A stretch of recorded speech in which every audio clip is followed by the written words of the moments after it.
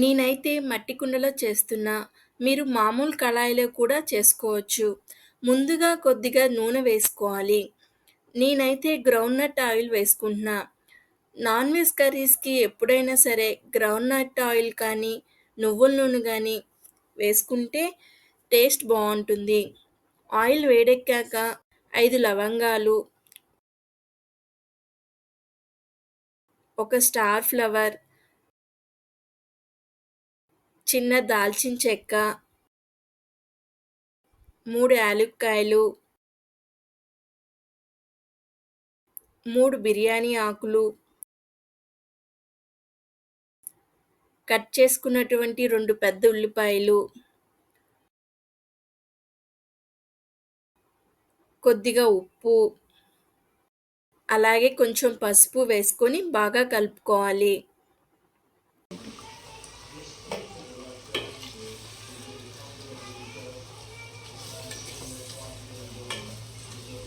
ఉల్లిపాయలు బ్రౌన్ కలర్‌లోకొచ్చాక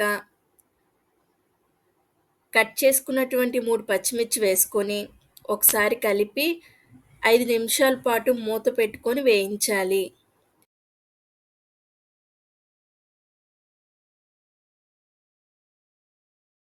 ఇలా వేగిన తర్వాత 2 స్పూన్స్ అల్లం వెల్లుల్లి పేస్ట్ వేసుకొని పచ్చి వాసన పోయేదాకా వేయించాలి.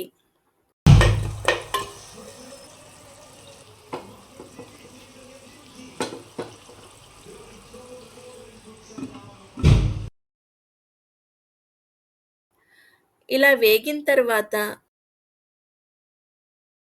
ఇందాక కడిగి పెట్టుకున్నటువంటి చికెన్‌ను వేసుకోవాలి.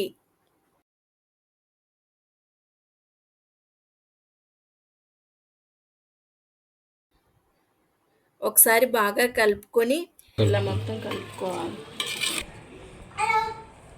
నేను చేసేది మట్టి కుండ కాబట్టి అడుగు మాడకుండా కొద్దిగా నీళ్లు వేసుకుంటున్నా. మామూలు స్టీల్ పాత్ర అయితే లాస్ట్‌లో కొన్ని వాటర్ వేసుకుంటే సరిపోతుంది. ముందు అవసరం లేదు. ఇప్పుడు మూత పెట్టుకొని ఒక 20 నిమిషాలు ఉడికించాలి. మధ్య మధ్యలో మూత తీసి కలుపుకోవాలి.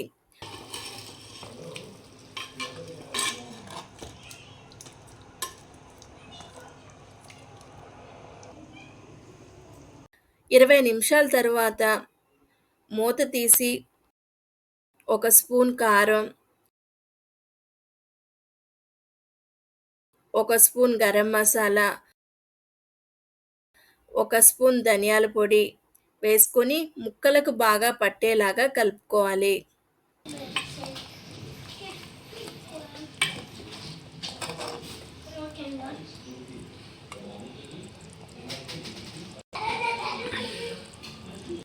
ఆ తర్వాత కొద్దిగా కరివేపాకు,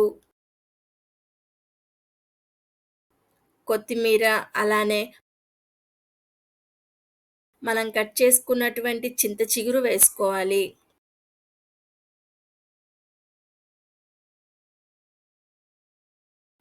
ఇప్పుడు బాగా కలుపుకొని ఇంకో 10 నిమిషాల పాటు ఉడికించుకోవాలి.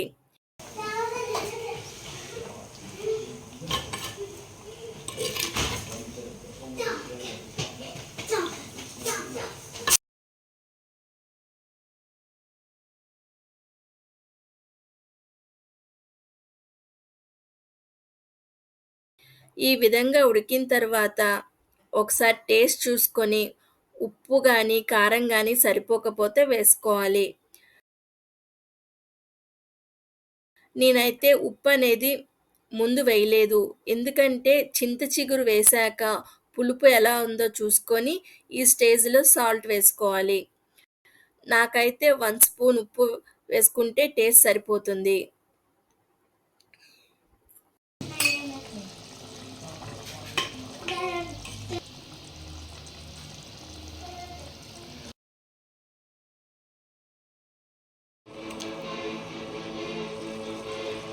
ఈ విధంగా అయిన తర్వాత ఇలా ఆయిల్ పైకి తేలాక స్టవ్ ఆపేసుకోవడమే.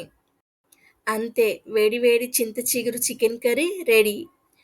ఇది వేడి వేడి అన్నంలో కలుపుకొని తింటుంటే పుల్ల పుల్లగా, కారంగా భలే ఉంటుంది. మీరు కూడా తప్పకుండా ట్రై చేయండి.